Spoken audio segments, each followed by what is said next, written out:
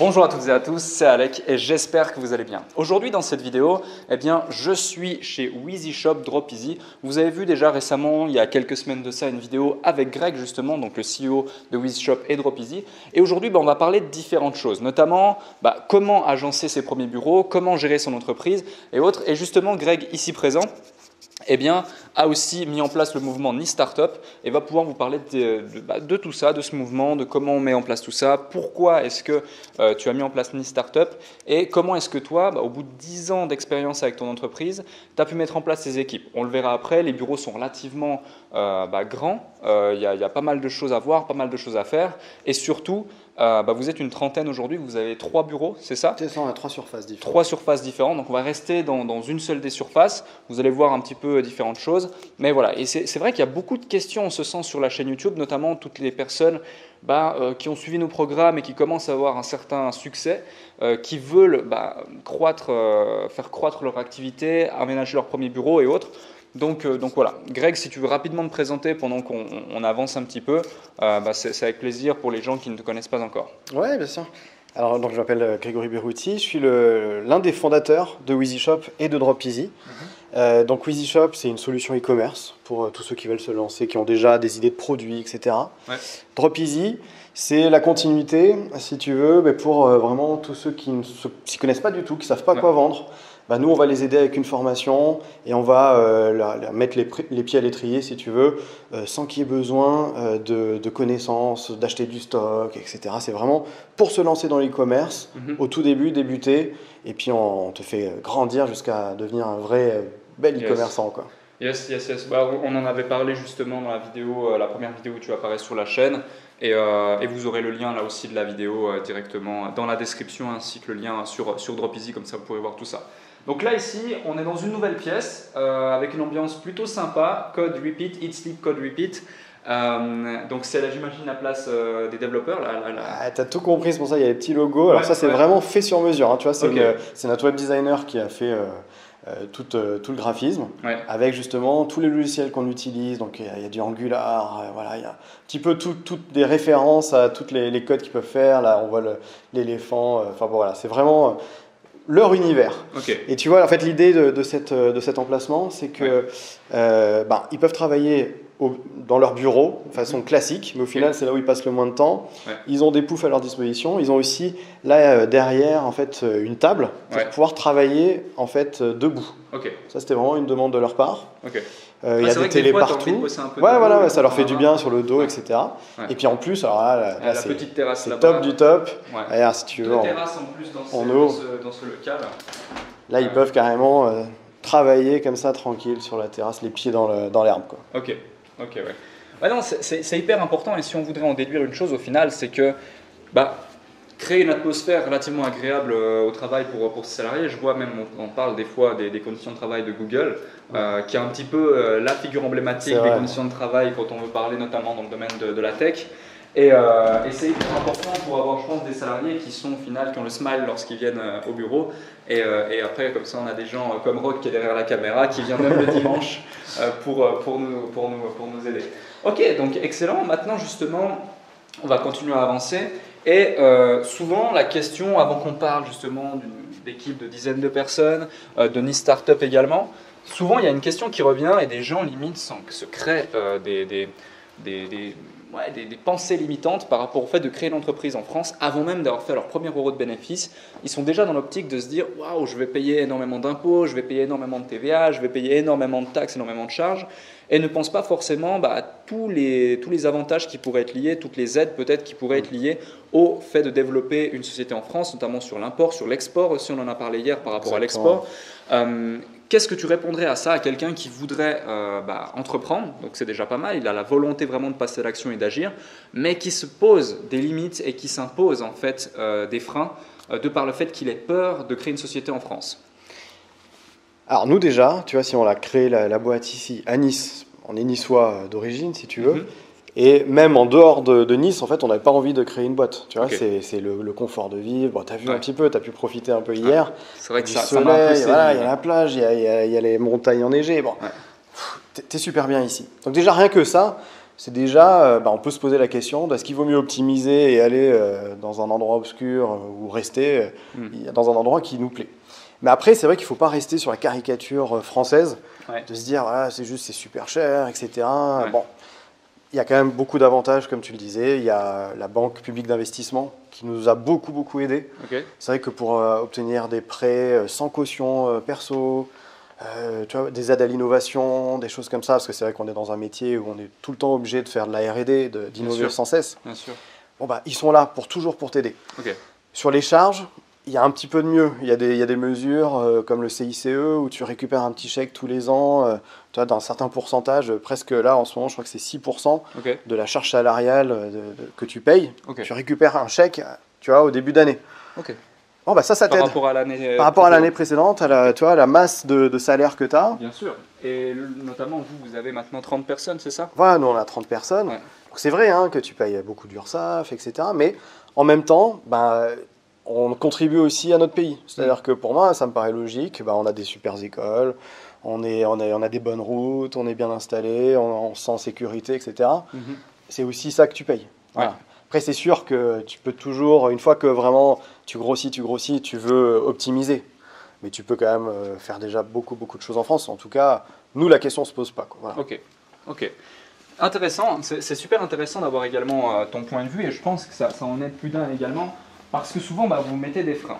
Maintenant, je remarque une chose. Alors, je ne sais pas si vous avez également remarqué ça. Moi, personnellement, c'est quelque chose qui me choque, entre guillemets. C'est que dans ces bureaux, alors certes, on est en ambiance start-up, il y a pas mal de bureaux, il y a pas mal d'éléments et tout, c'est super. Mais il y a plus, ou en tout cas pratiquement autant d'espaces communs, d'espaces de vie, notamment, on l'a vu ici, un grand espace avec un salon et autres. Là, une immense cuisine avec justement la possibilité de se poser, de manger et autres. On a vu des poufs là-bas juste avant. On a 2 terrasses uniquement sur cet étage, sur cet endroit, alors que vous avez deux autres bureaux juste à côté, en haut dans les bâtiments juste en face. Et au final, on est vraiment dans cette ambiance un petit peu cosy, échange, espace commun. On va pouvoir collaborer, on va pouvoir échanger. Notamment, il y a une PlayStation 4 juste ici avec un écran géant. Et j'en ai rigolé juste avant, mais tu m'as dit, ça c'est l'indispensable le midi pour la pause, c'est important. Et je dis pas ça juste parce que c'est moi qui gagne à chaque fois, même si c'est un peu vrai, mais voilà. Ouais, non, mais c'est important parce que du coup, qu'est-ce que ça va faire dans l'esprit collectif? Ça va mettre en place une bonne entente, ça va créer également une cohésion d'équipe et ça va faire en sorte que les gens, ils ont du plaisir à bosser, quoi. Et je rajoute quelque chose, c'est un super élément de recrutement. D'accord. C'est vrai que intéressant, parmi justement on va dire un petit peu les avantages d'être en France, c'est que c'est vrai qu'on a des très bons talents. Que ce soit des développeurs, niveau marketing, niveau commercial, etc. On arrive quand même à attirer des gens intéressants.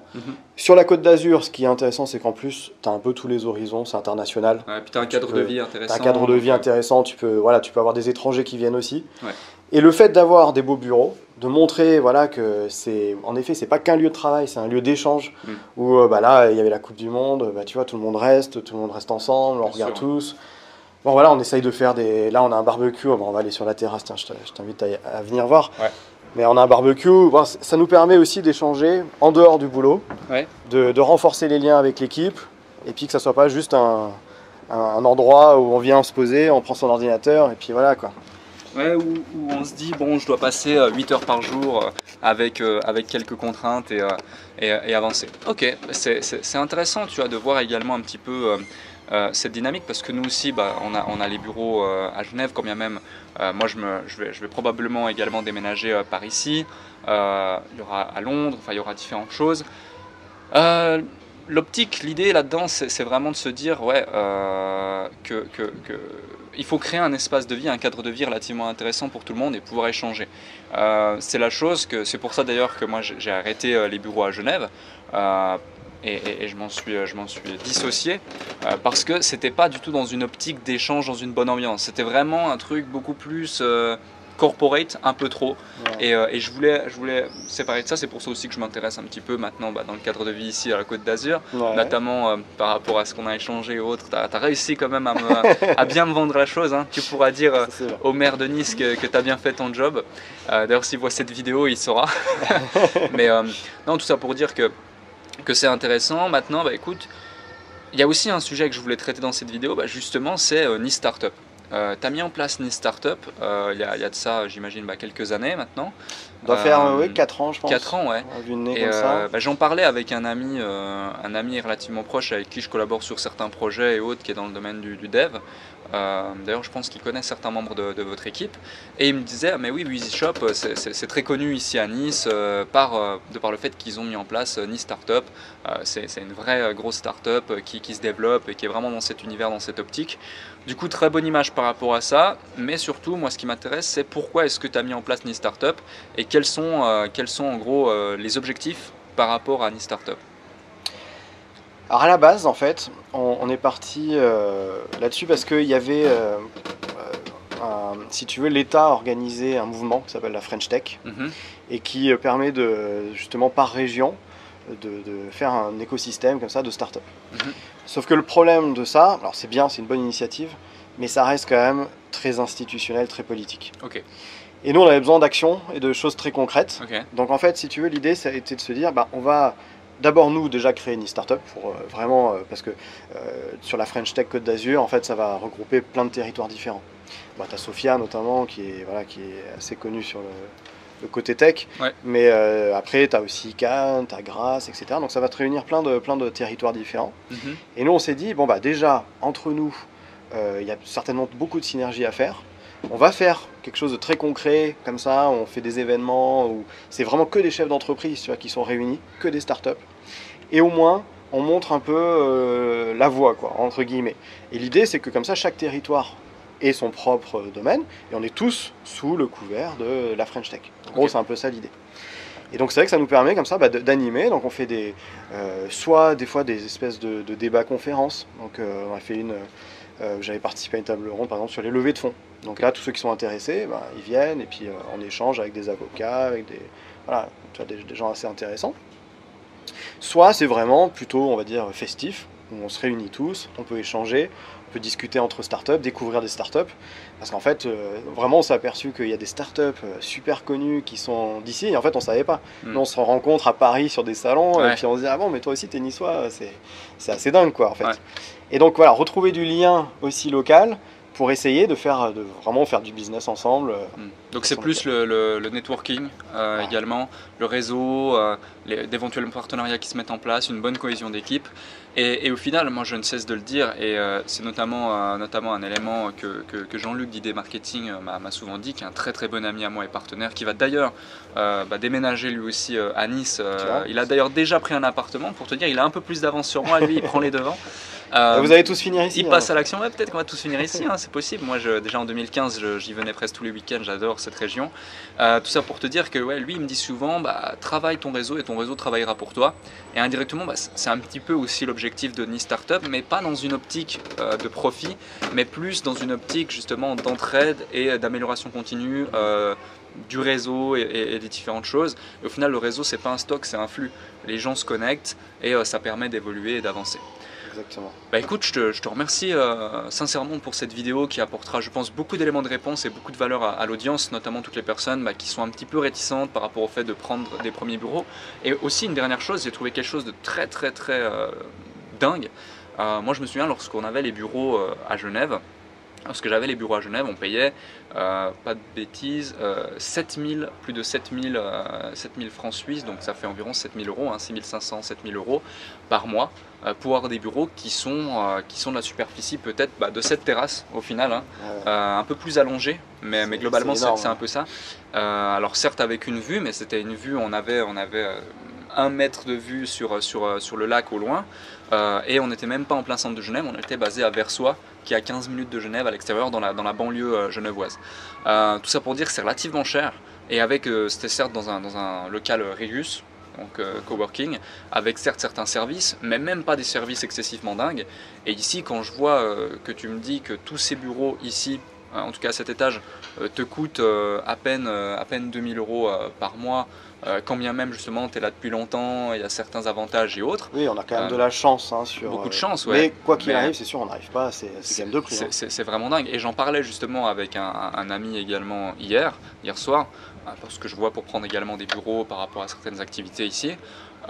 Quand je lui ai donné mes budgets, il m'a dit mais c'est beaucoup trop, tu veux quoi, tu veux 500 mètres carrés vue sur la mer avec parking inclus et non mais c'est vrai que c'est super intéressant. Donc vraiment je pense qu'au final il y a plus de freins liés à des fausses croyances de créer une boîte et d'avancer et de prendre des bureaux en France. Et ne vous focalisez pas uniquement sur la fiscalité et autres. Je pense qu'il ne faut pas être tributaire de la fiscalité ou des taxes pour choisir le pays dans lequel vous allez vous domicilier, que ce soit pour votre entreprise ou personnellement. Je vois beaucoup trop de gens et je connais des gens qui ont des fortunes vraiment impressionnantes de l'ordre de plusieurs dizaines ou centaines de millions, mais qui au final, pour pouvoir optimiser, pour gagner quelques millions dont ils n'ont même pas besoin au final par année, se retrouvent à devoir vivre 43 jours à Malte, 23 jours à tel et tel endroit, calculer le nombre d'heures dans lequel ils sont là, donner des fausses cartes de crédit à certaines personnes pour pouvoir faire des achats dans tel endroit. C'est pas une vie, je pense, on travaille pas pour être dans cette optique, enfin moi personnellement pas trop, on est plus là pour profiter, pour avancer, puis pour créer quelque chose de beau et puis donner de la valeur autour de soi. Donc voilà, je termine sur cette note un petit peu, je dirais, philosophique pour cette vidéo, mais je te remercie en tout cas pour cette deuxième vidéo sur ma chaîne et cette interview et toute cette valeur. Et si vous avez aimé cette vidéo, partagez-la autour de vous. Je pense qu'elle pourrait aider beaucoup de jeunes entrepreneurs qui souhaitent se lancer, qui souhaitent avancer. Et likez cette vidéo, commentez cette vidéo si vous avez des questions par rapport à l'entrepreneuriat, par rapport au bureau, gérer des équipes, aux startups également, ou si vous voulez plus d'informations, notamment sur Startup Nice, ça peut être Nice Startup, ça peut être très intéressant également d'en savoir plus avec Greg. Je pourrais même vous connecter avec Greg ou autre sur LinkedIn ou ailleurs. Donc voilà, je te remercie encore et je vous souhaite une excellente fin de journée. Merci.